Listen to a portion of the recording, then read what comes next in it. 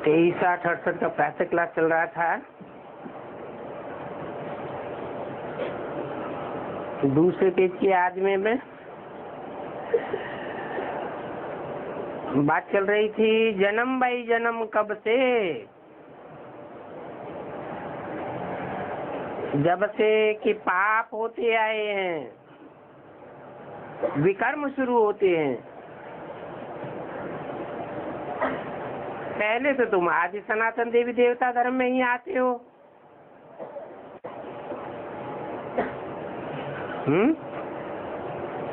क्या बोला? पहले किस धर्म में आते हो, फिर बाद में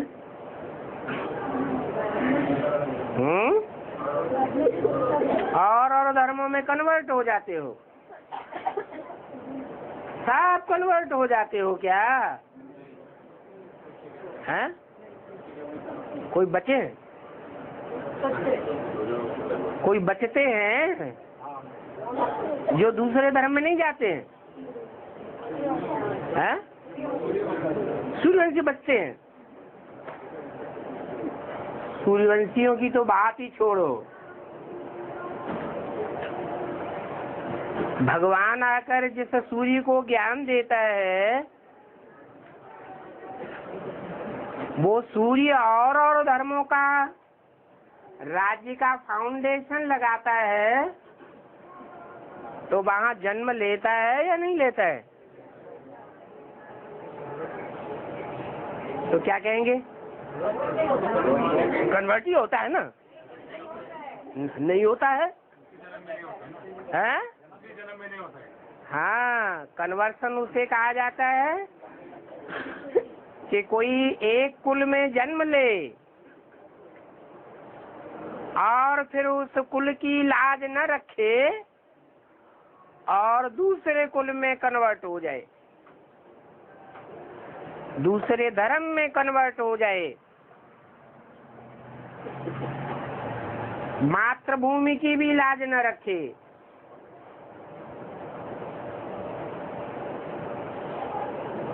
कोई आत्मा दूसरे धर्म में जाकर के जन्म लेती है, उसे कन्वर्सन नहीं कहा जाता। एक ही जन्म में एक धर्म को छोड़ और दूसरे धर्म को अपना लेना, उसे कन्वर्सन कहा जाता है।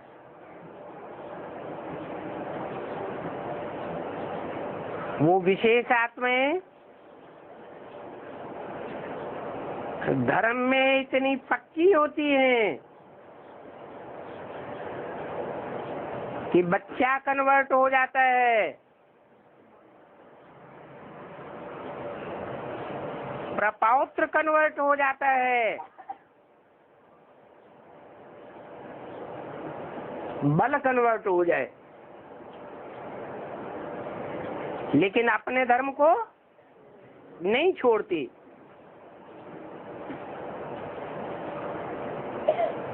जैसे महात्मा बुद्ध सिद्धार्थ में प्रवेश करते हैं, सिद्धार्थ कन्वर्ट हो जाता है।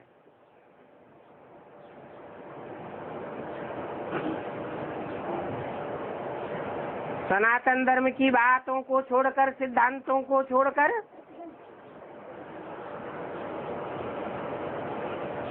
बौद्ध धर्म के सिद्धांतों का प्रचार प्रसार करने लग पड़ता है। उसका बाप शुद्धोदन बच्चे को घर से बाहर निकाल देता है, देश निकाला दे देता है, परंतु खुद कन्वर्ट नहीं होता। उसका बाबा बिंदुसार, क्या नाम दिया? क्या मतलब हुआ? जो जो आत्मा रूपी बिंदु है, मनुष्य आत्मा रूपी बिंदु है ना, उन 500-700 करोड़ मनुष्य आत्मा रूपी बिंदुओं का जो सार है, पूरे मनुष्य सृष्टि रूपी वृक्ष का सार कौन होता है? कोई होता है या नहीं होता है? कौन होता है? जो उस वृक्ष को जन्म देता है,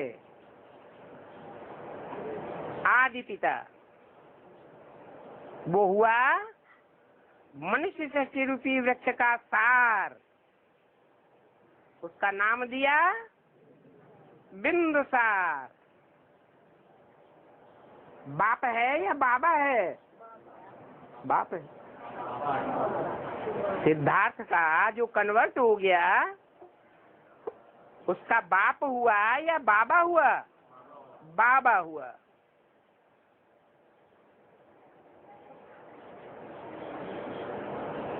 तो बौद्ध धर्म 300-400 वर्ष पहले स्थापन होता है, और जब स्थापन होता है तो प्रपौत्र बिंदुसार का, पुत्र शुद्धोधन का कन्वर्ट हो गया और उसे देश निकाला भी दे दिया। धरत परिय पर धर्म न छोड़िए।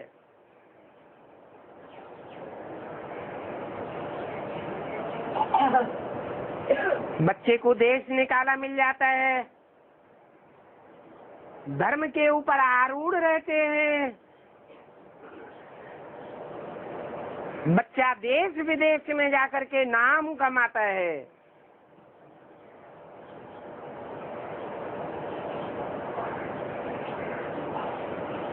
पूरे ही पूर्वीय देशों को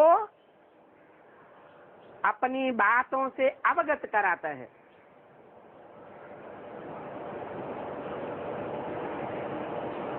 चीन में, जापान में चारों ओर शोहरत होती है, बौद्ध धर्म स्थापन हो जाता है। दुनिया की इतनी बड़ी जनरेशन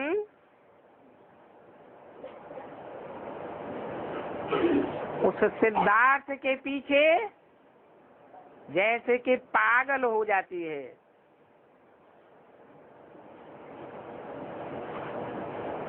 नामाचार तो भारत में आता है ना। बिंदुसार और शुद्धोधन के कान में उस नामाचार की बात तो पड़ती है ना, तो दिल बच्चे की तरफ आकर्षित नहीं होगा क्या? किसका खून है? बाप का खून है, दादे का खून है, जो देश विदेश में जाकर के इतनी शोहरत प्राप्त कर रहा है।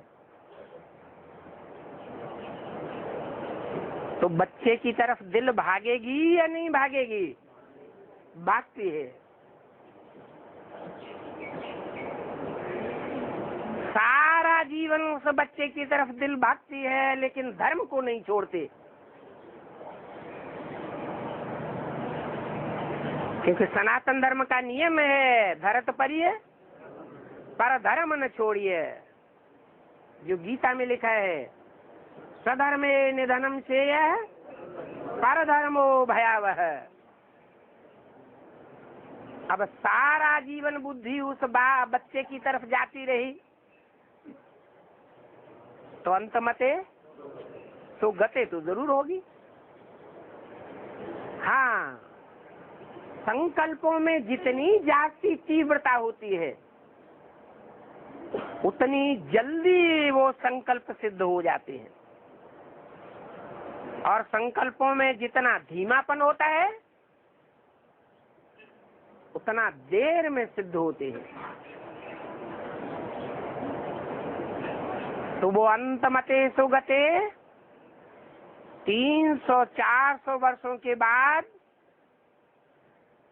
जब बौद्ध धर्म का बहुत फैलाव हो जाता है पूर्वीय धर्म खंडों में,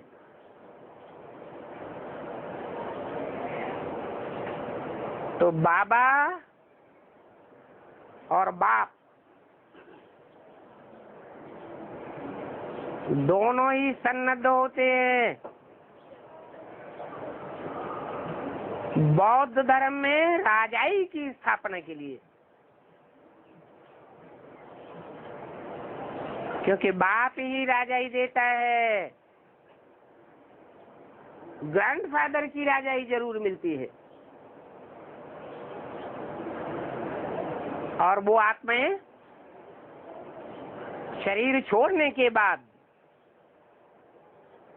उन संस्कारों के अनुसार, जिन संस्कारों ने इतनी खींच की अंत मते सो गति बनाई, बौद्ध धर्म में जाकर के जन्म लेती हैं और बौद्ध धर्म में राज्य की स्थापना करने की निमित्त बनती है। इसलिए बोला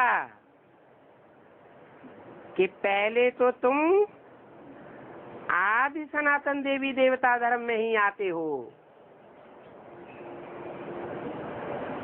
बाद में मोह के कारण है तो बच्चों के प्रति भारतवासियों में जितना मोह होता है उतना दूसरे धर्म वालों में मोह नहीं होता है। ये भारत मातृ प्रधान देश है। मातृ प्रधान देश होने के कारण माताओं की भाषणा इस देश में ज्यादा आती है, क्योंकि हर धर्म वाले का ओरिजिन कहाँ से होता है? भारत से ही होता है। भारत में पहले पहले आदि सनातन देवी देवता धर्म था। आदि सनातन देवी देवता धर्म वाले ही बाद में हिंदू बने और फिर हिंदू से दूसरे दूसरे धर्मों में कन्वर्ट हुए। तो बोला तुम पहले पहले थे 16 कला संपूर्ण सूर्यवंशी, फिर बाद में कलाएं कम होती गई सुख भोगते भोगते,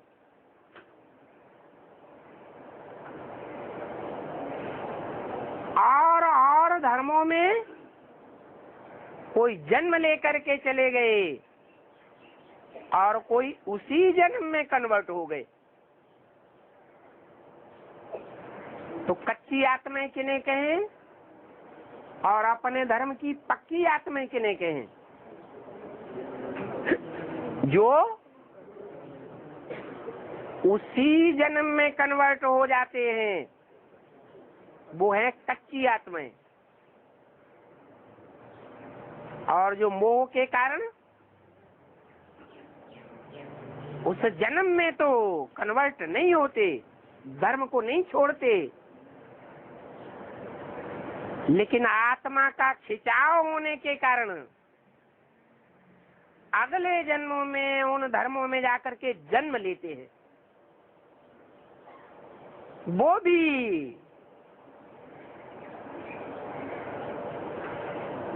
एक प्रकार का कर्तव्य है। क्या कर्तव्य है? कि जो बाप समान आत्माएं हैं उनका कर्तव्य है, जो भी धर्म वाले हैं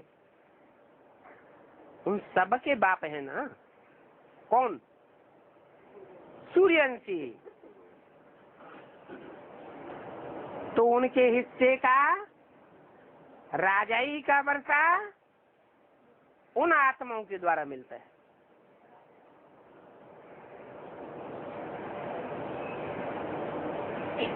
इसलिए बोला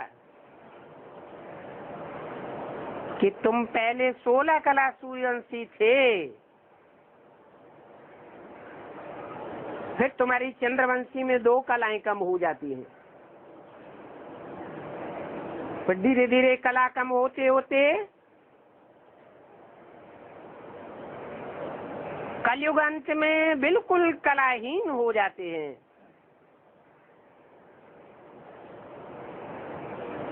अभी फिर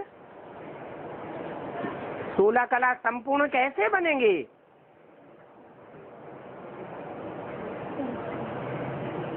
है चाहे यीशु उसी जन्म में धर्म परिवर्तन के कारण, चाहे अगले जन्म में धर्म परिवर्तन के कारण, और धर्मों का संग को रंगू तो लगता है ना। आत्मा की कलाएं तो गिरती है ना, तो नीचे गिरते चले गए। अब 16 कला संपूर्ण कैसे बने? उल्टी चाढ़ी चढ़नी पड़े, उल्टी सीढ़ी चढ़नी पड़े, और संग तोड़ एक संग जोड़। वहां 84 जन्मों में तो पता ही नहीं लगता है कि वो बिंदुसार कौन है। जिस ऊंच से ऊंच मनुष्य सृष्टि के बाप में ऊंच से ऊंच धर्म पिता स्वयं भगवान प्रवेश करता है। और अभी तो हमको है, अभी तो पता है। तो जब पता पड़ गया कि वो ऊंच से ऊंच जिसके संग के रंग से हम पुरुषार्थ अनुसार ऊंच से ऊंच बनेंगे और 16 कला संपूर्ण बनेंगे, तो ये मूल बात है उस बिंदुसार को पहचानने की, जानने की और मानने की। तो उस बाप को याद करके सतो प्रधान बने। वो बाप सिर्फ मनुष्य सृष्टि का बाप नहीं है, उसके अंदर और आत्माओं का बाप परमपिता परमात्मा भी व्याप्त है। मुकर्रर रथ है।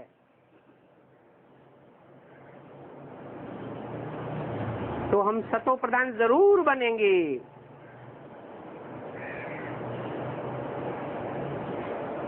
क्योंकि जो उसमें व्याप्त है,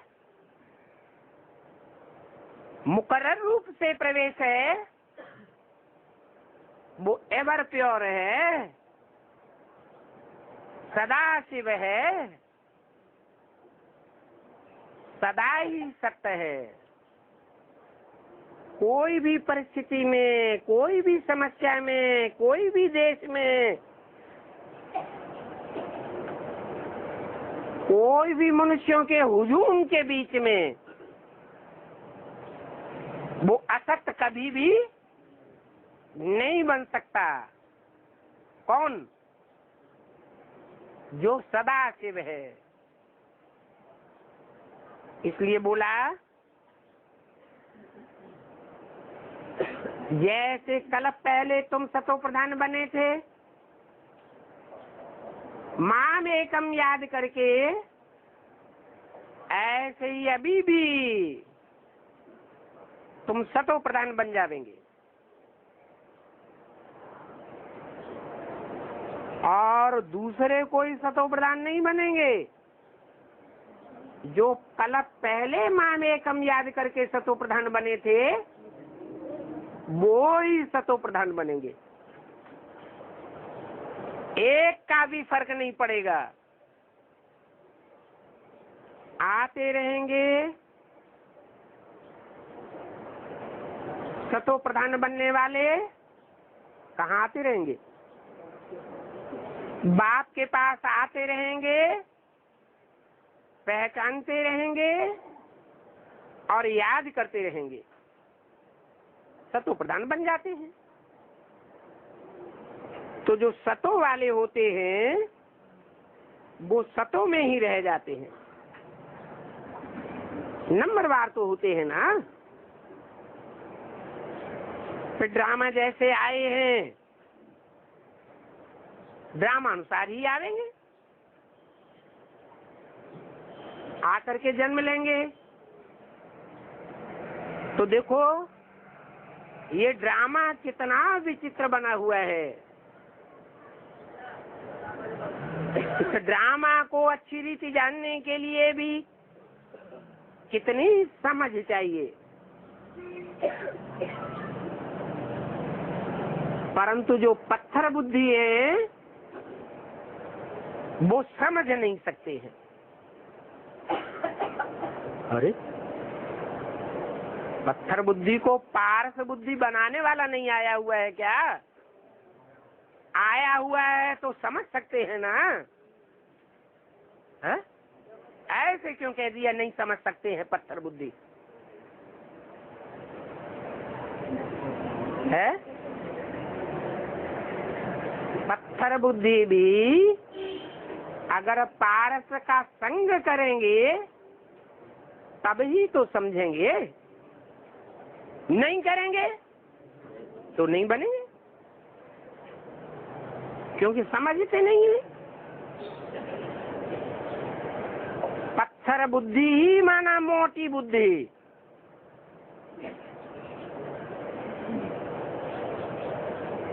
पत्थर हल्का होता है या भारी होता है? उनकी बुद्धि भारी बनी रहती है। हल्कापन जैसे कि आता ही नहीं है। जो पारस बुद्धि होते हैं वो महीन बुद्धि होते हैं। महीन बुद्धि कोई भी बातों की गहराइयों को जल्दी पकड़ लेती है। बात कितनी अच्छी रीति समझाते हैं। जैसे तुम नीचे उतरते आए हो 84 जन्मों में, वैसे ही अब चढ़ना भी है। क्या 84 जन्मों में 4 युगों में नीचे उतरते आए हो ना।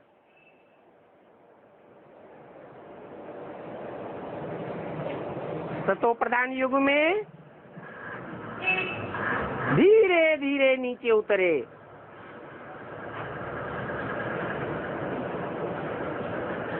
और सतो सामान्य युग में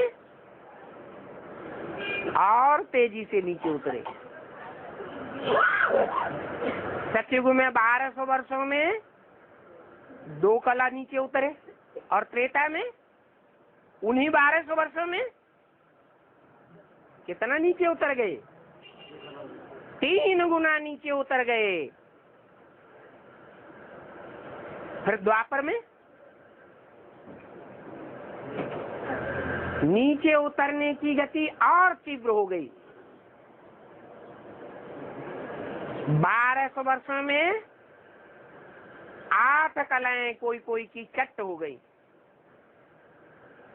कलयुग आते आते सब कलाहीन हो गए। तो जैसे नीचे उतरे हो वैसे ही अब ऊपर चढ़ेंगे।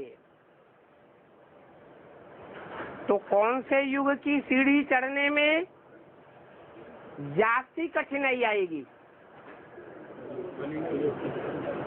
जो कलयुग की सीढ़ी है उसे चढ़ने में बहुत कठिनाई महसूस करते हैं।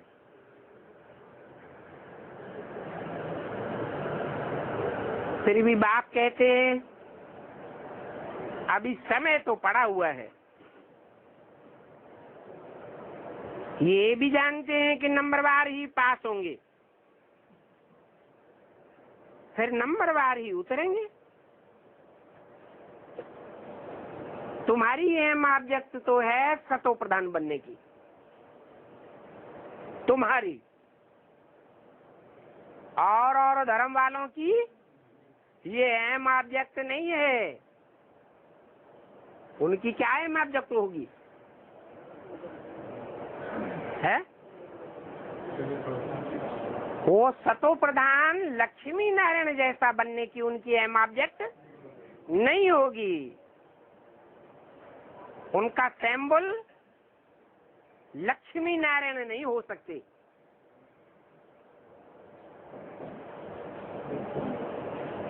और धर्म पिताएं जो जिस धर्म के मुखिया हैं, जिस टाइम विशेष पर आते हैं, उन्हीं को फॉलो करेंगे।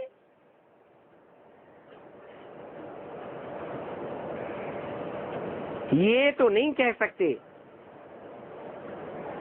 कि सभी फेल हो जाते हैं, सभी पास हो जाते हैं। होता है ऐसे है? नंबरवार फेल होते हैं और नंबरवार ही पास होते हैं। 100 नंबर से फिर कम होते जाते हैं।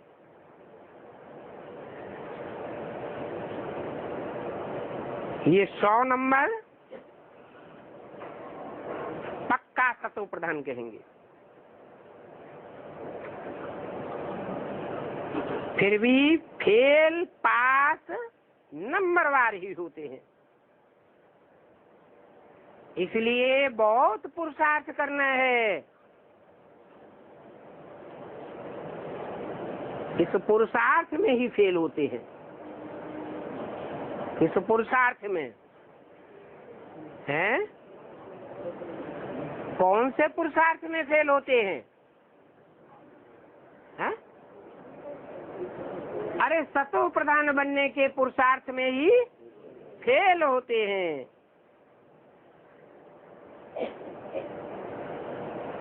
सर्विस करनी तो सहज है,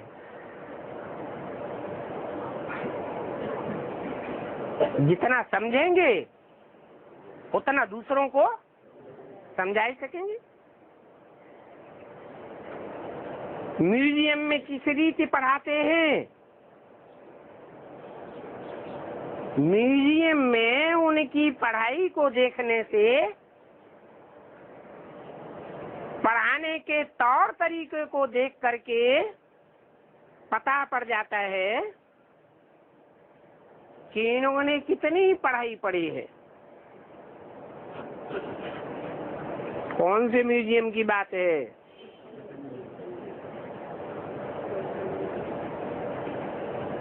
बेसिक नॉलेज में, जड़ म्यूजियम में भी बेसिक नॉलेज का पता पड़ता है और एडवांस नॉलेज में चैतन्य म्यूजियम भी तैयार होता है। और जो चैतन्य म्यूजियम के विशेष विशेष सतो प्रधान भांति मूर्तियां हैं, उनकी समझानी देने वाले जब समझानी देते हैं तो पता पड़ जाता है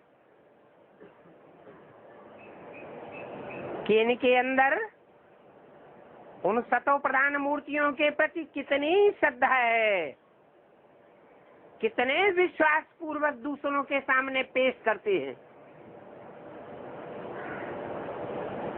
तो उनके पढ़ाई के, पढ़ाने के तौर तरीके का पता पड़ जाता है। जो हेड टीचर्स होंगी वो तो जरूर देखेंगी। क्या क्या देखेंगी? कि इनके पढ़ाने का तौर तरीका कैसा है। देखेंगी ये ठीक नहीं समझाती है तो फिर खुद जाकर समझा देगी।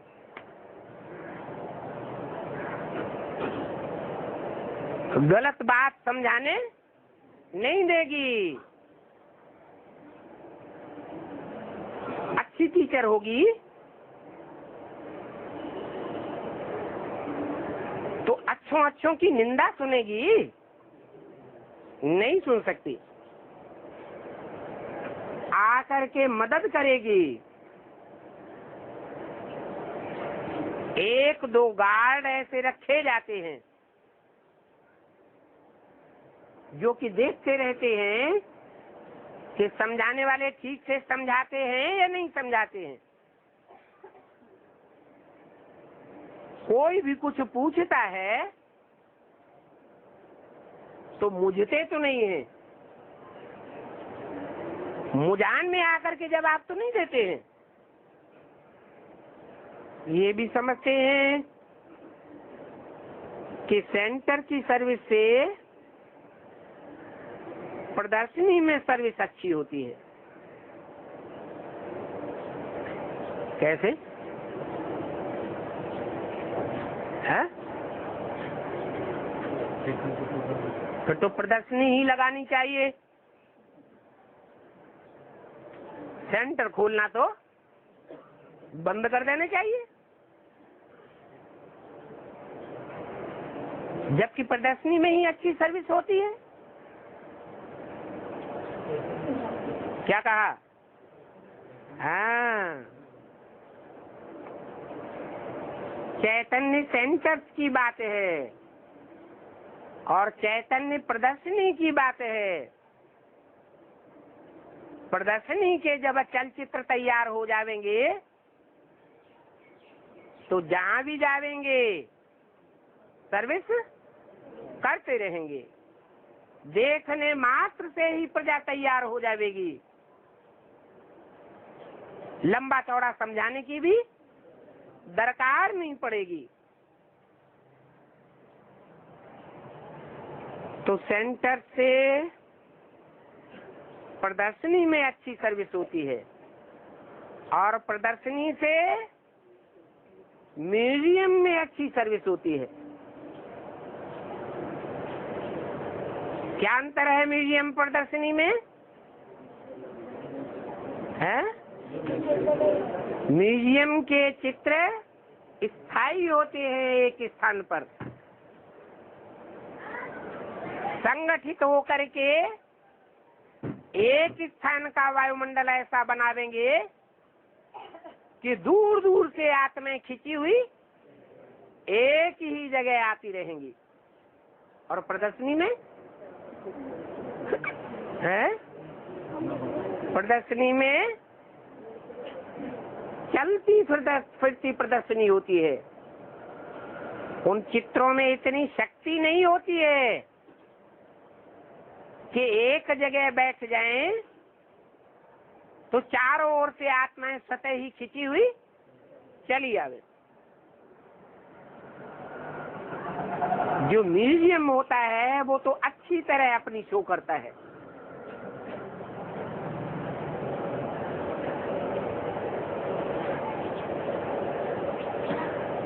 फिर जो देख करके जाते हैं वो औरों को भी सुनाते रहेंगे।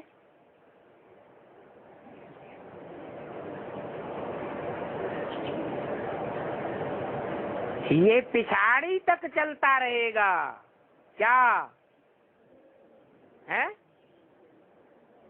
क्या चलता रहेगा पिछाड़ी तक? सेंटर पिछाड़ी तक चलता रहेगा, प्रदर्शनी पिछाड़ी तक चलती रहेगी कि म्यूजियम पिछाड़ी तक चलता रहेगा? है?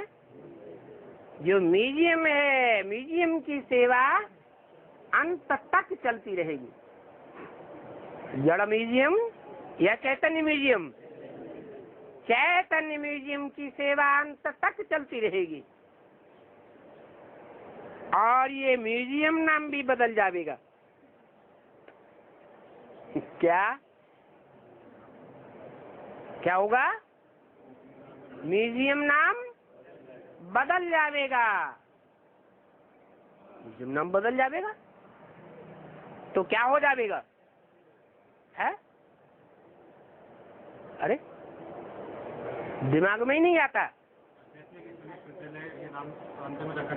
हाँ, गॉड फादरली वर्ल्ड यूनिवर्सिटी, ये अक्षर अच्छा है,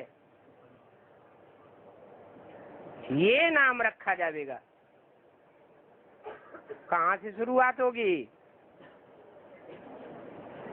हाँ, सतयुग से है। गॉड फादरली वर्ल्ड यूनिवर्सिटी, ये नाम आखिर कहीं से तो शुरुआत होगी इसकी। फिर सारे हिंदुस्तान में एक साथ नाम रख जाएंगे। आध्यात्मिक ईश्वरीय विश्वविद्यालय जो नाम रखे गए हैं वो सारे हिंदुस्तान में एक साथ रखे जाएंगे या पहले पहले कहीं से शुरुआत होगी?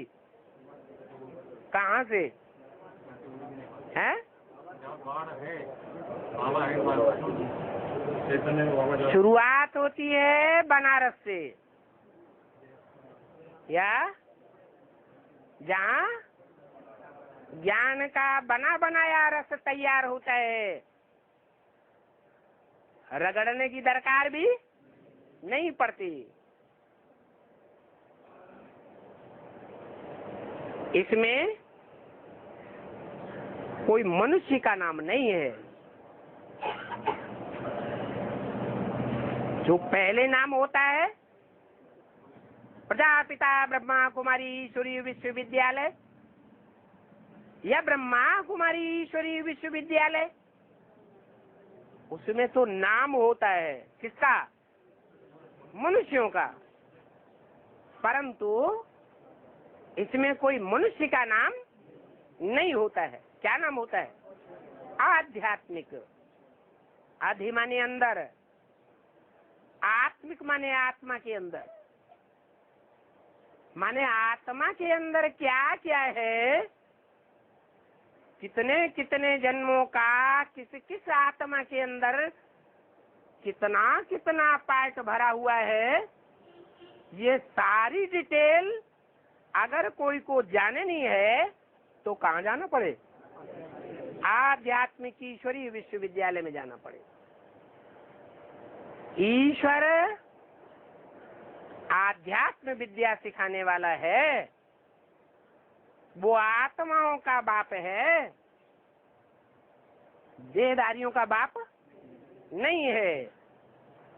उन आत्माओं के अंदर जो परमपिता परमात्मा के बच्चे हैं, उनमें जन्म जन्मांतर का क्या पार्ट भरा हुआ है, वो जानने के लिए आध्यात्मिकता में घुसना पड़े। ये आध्यात्मिकता कोई मनुष्य मात्र नहीं सिखा सकता। ये स्पिरिचुअलिटी मनुष्य के सिखाने की चीज नहीं है। कौन सिखाता है? स्पिरिचुअल गॉड फादर ही ये पढ़ाई पढ़ाता है। अब इसका उद्घाटन कौन करता है?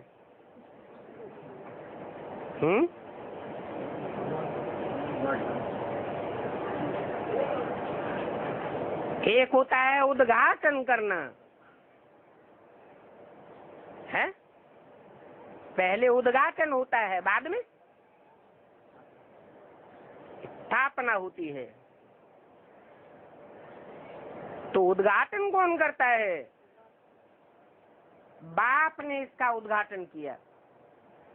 इसका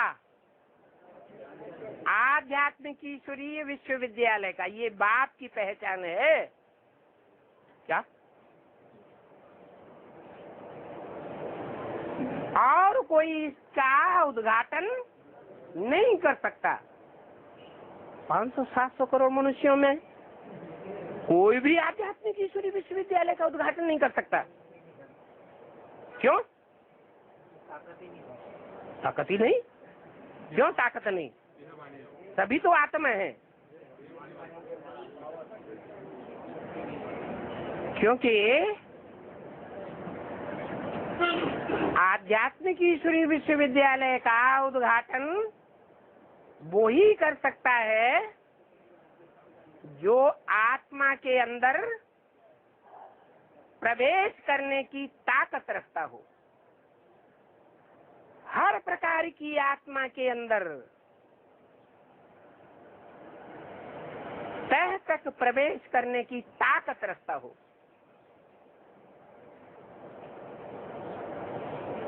सारी दुनिया के मनुष्य मात्रों के, हर धर्म के मनुष्य मात्र के बीज कितने हैं? है? अरे दुनिया में जितने भी मनुष्य मात्र हैं उनके टोटल बीज कितने हैं? तो 108 तो वो हैं जो राजाई प्राप्त करते हैं। प्रजा वर्ग भी तो है, उससे पहले नंबर की राजाई का ही गायन है, दूसरी राजाइयों का गायन नहीं है। यथा राजा तथा प्रजा। आज की दुनिया में जो राजाई चल रही है उसमें ये गायन लागू होता है पूरा पूरा, यथा राजा तथा प्रजा नहीं। राजा हैं तो करोड़पति अरबपति बने बैठे हैं, विदेशी बैंकों में पैसे जमा कर रहे हैं, और प्रजा तो भूखों मर रही है। तो ये यहाँ लास्ट या मध्यवर्ती जो गवर्नमेंट है या जो जनरेशन है मनुष्यों की, उनका गायन नहीं है। ये गायन 100% कौन सी जनरेशन पर लागू होता है? जो दुनिया की पहली जनरेशन है उसके ऊपर ये गायन लागू होता है, यथा राजा तथा प्रजा। तो इस आध्यात्मिक ईश्वरी विश्वविद्यालय का उद्घाटन बाप ने किया है। तुम किसी बड़े आदमी से कराते हो,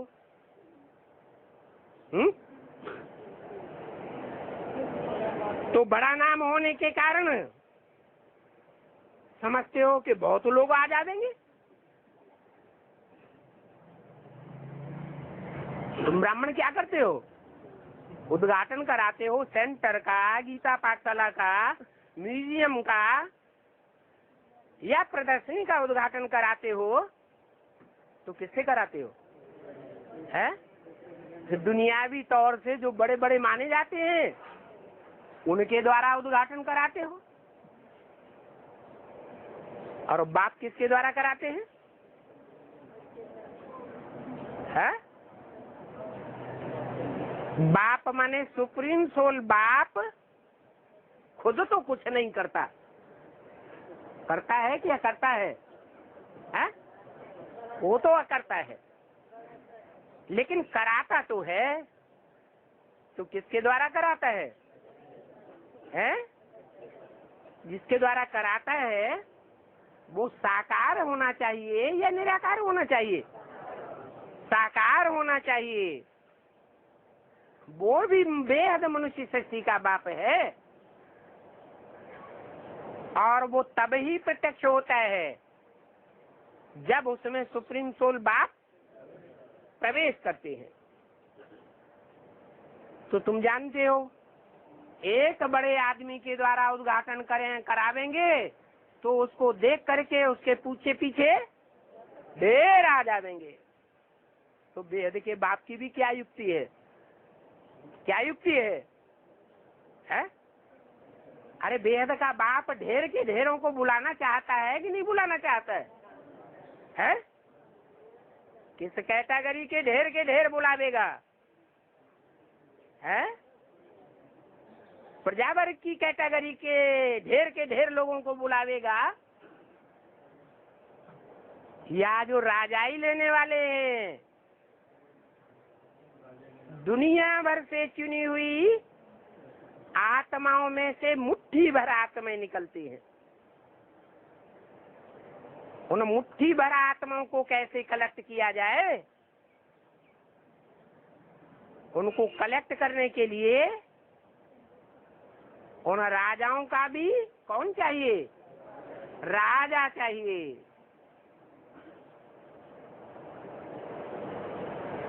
इसलिए बोला कि मनुष्य सृष्टि में ऊंचे से ऊंचे है प्रजापिता। मनुष्य सृष्टि में टोटल कितने हैं? टोटल मनुष्य कितने हैं? 500 करोड़ मनुष्य हैं। ऐसे तो 700 750 करोड़ भी है, लेकिन उनको मनुष्य की कैटेगरी में नहीं डाला जा सकता। देखो हम भी मोबाइल रखते हैं, औरों को जो 500 करोड़ से ऊपर हैं वो मनुष्य की कैटेगरी में है?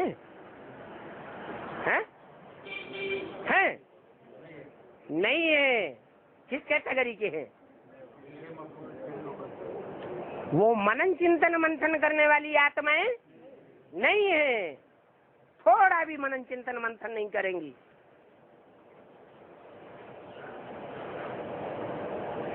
तो वो 200 करोड़ को बाद में ऐड किया जाता है। पहले पहले तो 500 550 करोड़ की बात बताते हैं, जो मनन चिंतन मंथन करके अपनी आत्मा के अनेक जन्मों का उद्घाटन कर लेते हैं।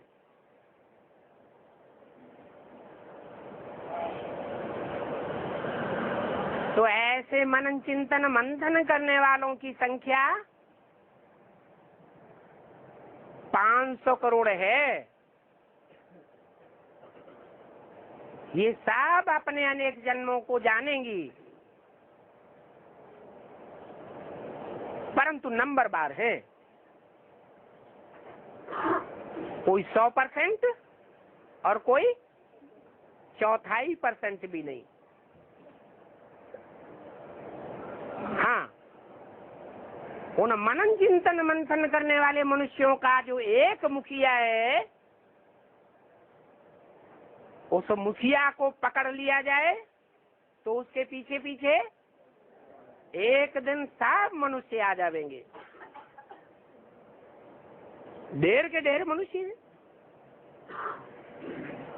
इसलिए बाबा ने दिल्ली में लिखा है कि बड़े बड़े आदमियों के जो ओपिनियन हैं सो छपवाओ।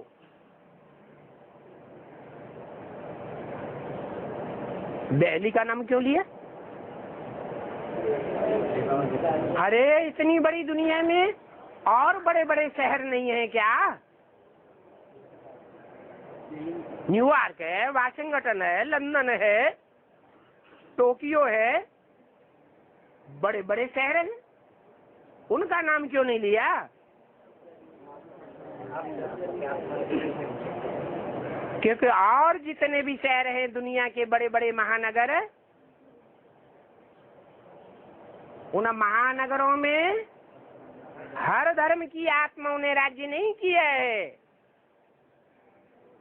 एक दिल्ली शहर ही दुनिया में ऐसा है जिस दिल्ली की गोद में हर धर्म की आत्माओं ने, जैसे बच्चा माँ की गोद में राज्य करता है, ऐसे दिल्ली की गोद में हर धर्म की मनुष्य आत्मा ने राज्य किया है। तो बोला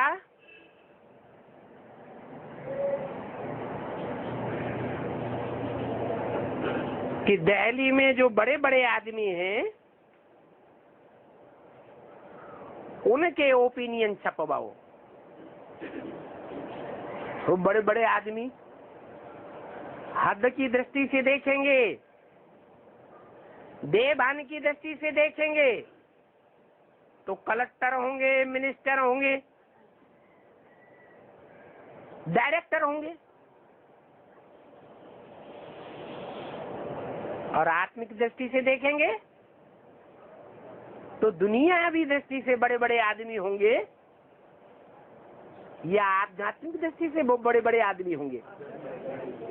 हो जो अभी तक उद्घाटन करने के लिए बुलाए गए उनमें से एक भी आध्यात्मिक दृष्टि से बड़े बड़े आदमी नहीं हो सकते। जो मनन चिंतन मंथन करने वालों में श्रेष्ठ स्टेज वाले हों, ईश्वरीय ज्ञान के आधार पर अनेक जन्मों का मनन चिंतन मंथन करके नई नई बातें निकाले। और पहले पहले अपने अनेक जन्मों को पहचाने, उससे भी पहले बाप को पहचाने। तो ये बड़े बड़े आदमी जो हैं, तुम बेहद के बच्चों के बेहद की दृष्टि में उनके ओपिनियन छपाना अच्छा है, और बड़े बड़े आदमियों को मनन चिंतन मंथन करना चाहिए और नई नई बातें निकालनी चाहिए। इसमें कोई जादू आदि की बात नहीं है। इसलिए बाबा लिखते रहते हैं कि ओपिनियन का किताब छपाओ,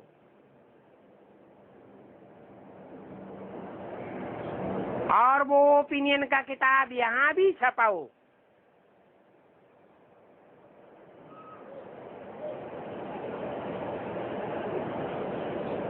यहाँ पर तो खास बांटना चाहिए। भले छपाने वाले छपाते रहें, लेकिन यहाँ बांटने का काम जरूर होना चाहिए। तुम्हारे जो दुश्मन हैं, क्या और सूर्यवंशियों के दुश्मन हैं या नहीं है? तुम्हारे जो दुश्मन हैं, उनको तो वो ओपिनियन का किताब जरूर छपा करके देना चाहिए।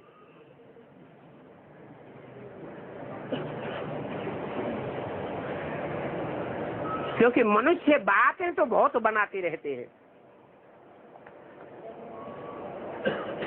बातें बनाना जानते हैं, लेकिन उन बातों को जो मुख से बोलते हैं वैसा प्रैक्टिकल में करना नहीं जानते हैं।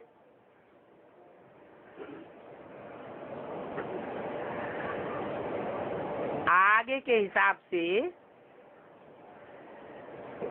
व्यास को तो फिर भी रजोगुणी कहेंगे। व्यास ने मनन चिंतन मंथन किया कि नहीं किया है? दुनिया में सबसे ज्यादा मनन चिंतन मंथन किसने किया? कहेंगे व्यास ने जितने शास्त्र लिखे उतने और कोई ने नहीं लिखे। लेकिन व्यास तो फिर भी कौन सी स्टेज का चिंतक था? 4 स्टेजेस हैं मनन चिंतन मंथन की। तमो प्रधान, रजो प्रधान, सतो सामान्य और सतो प्रधान। व्यास कौन सी स्टेज तक था? रजो प्रधान स्टेज का चिंतक था। मनन चिंतन मंथन उसने रजो प्रधान स्टेज का किया, लेकिन सतो प्रधान स्टेज का मनन चिंतन मंथन नहीं किया। जो भी पुराण आदि लिखे गए हैं, वेद शास्त्र लिखे गए हैं, उनमें सतो प्रधान युग और सतो सामान्य युग, त्रेता सतयुग का कोई भी वर्णन, कोई भी इतिहास नहीं है। और जो है तो सब झूठा। त्रेता में राम, राम के साथ रावण,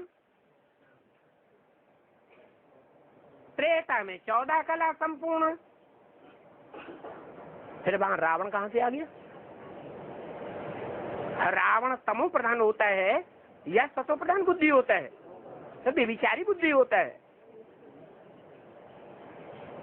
सतयुग में हिरण्याकश्यप को दिखा दिया, प्रहलाद को दिखा दिया।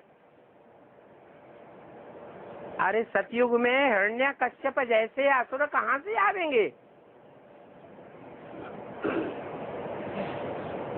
सवाल ही पैदा नहीं होता। तो पुराणों में सारी हिस्ट्री अगड़म बगड़म लिखी हुई है। तो कहेंगे कि उन्होंने तो रजो प्रधान युग में बैठ करके शास्त्र बनाए हैं। किस युग में? रजो प्रधान। ये रजो प्रधान क्यों कह दिया है? द्वापर युग, द्वापर युग में क्या होता है जो रजो प्रधान कह दिया है? 8 कलाएं होती है तो 8 कला कहना चाहिए। रजो प्रधान युग क्यों कहा? रजो प्रधान युग इसलिए कहा कि वहां सभी स्त्रियां रजस्वला होने लगती हैं।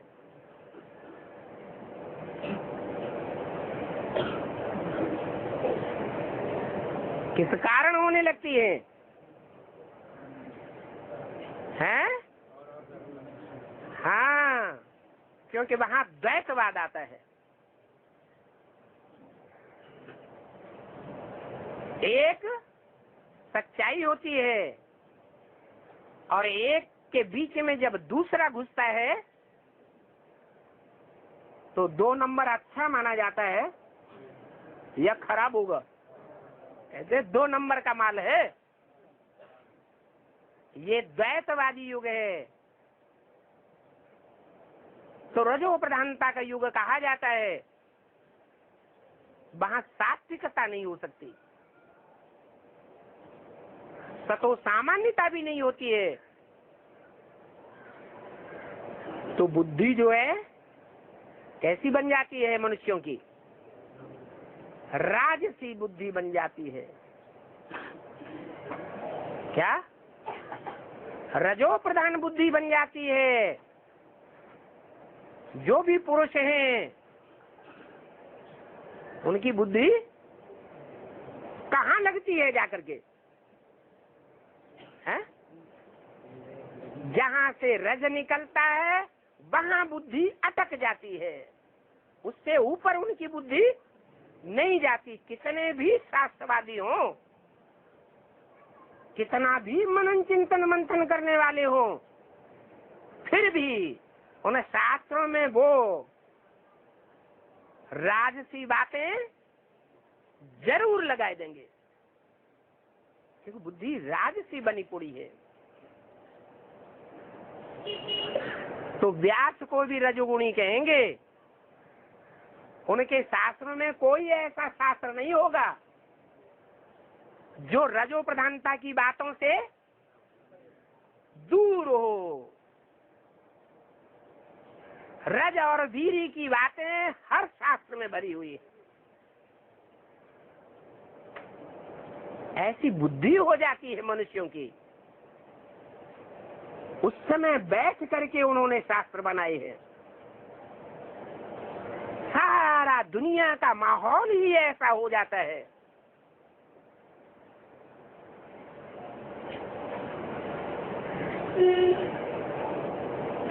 जब सबकी बुद्धि रजो प्रधान बन जाती है। रजोगुणी मनुष्य रजोगुणी मनुष्य ने बैठ करके ये शास्त्र बनाए हैं, तो झूठे होंगे या सच्चे होंगे? इतने झूठे शास्त्र। तो देखो, इतने झूठे शास्त्र बनाए हैं, तो तमो प्रधान मनुष्य क्या झूठ नहीं बना सकते हैं। इसलिए दिन प्रतिदिन गाया जाता है, झूठी माया, झूठी काया, झूठा सब संसार। पहले पहले माया का नाम क्यों लिया है? प्रकृति का नाम नहीं लिया। किसका नाम लिया? माया किसको कहा जाता है? 5 विकारों को माया कहा जाता है।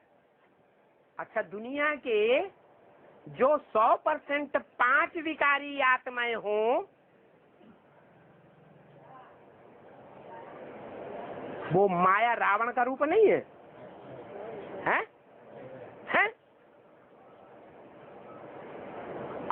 वो माया रावण का रूप, वो पुरुष पहले बनता है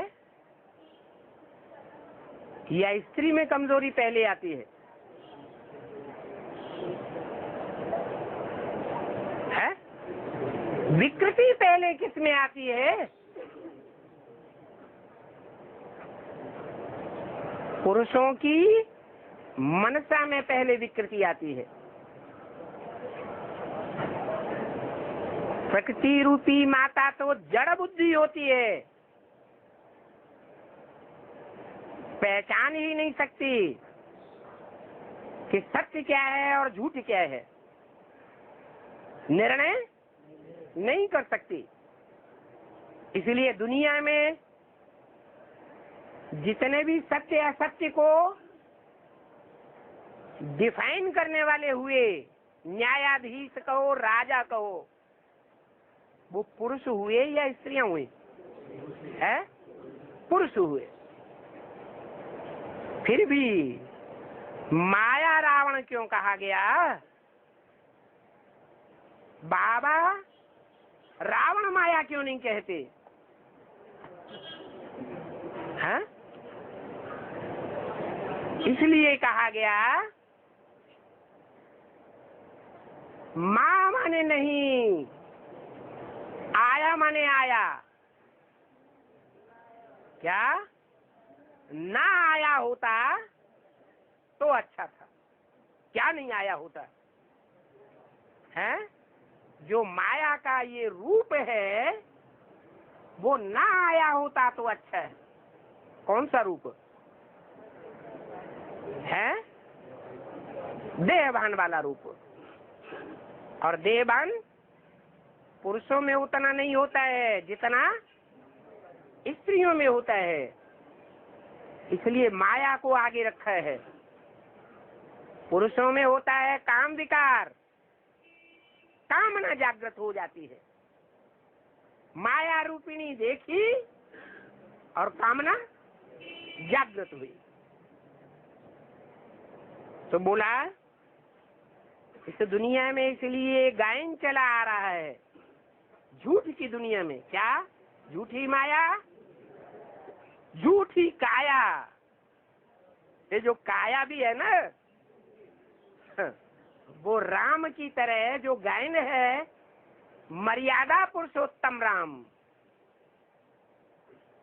ऐसी किसी की काया इस द्वैतवादी रजो प्रधान युग में नहीं रहती, न स्त्रियों की और न पुरुषों की। काया में पहले पहले मुख्य कौन सा अंग है जो प्रदूषण पैदा करते हैं? आंखें। द्वापर आया और द्वापर के आदि से ही इस्लाम धर्म की आत्माओं के आते ही वो व्यभिचार की शुरुआत हो गई। और पहले पहले आंखों ने वो व्यभिचार का दोष करना शुरू कर दिया।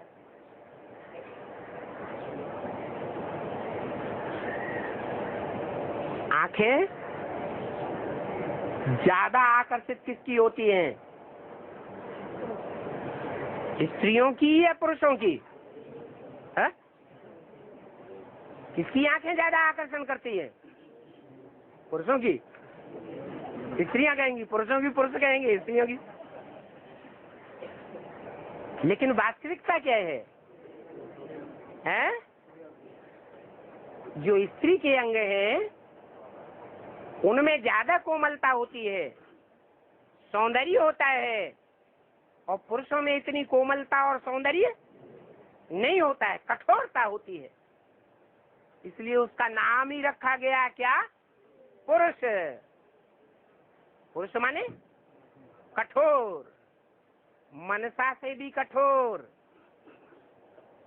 बुद्धि से भी कठोर, और कर्मेंद्रियों से भी कठोर, तन की ताकत से कठोर। इसलिए पुरुष कहा जाता है।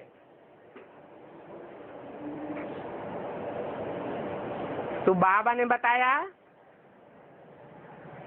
ये सतयुग त्रेता का गायन नहीं है। झूठी माया, झूठी काया, झूठा सब संसार।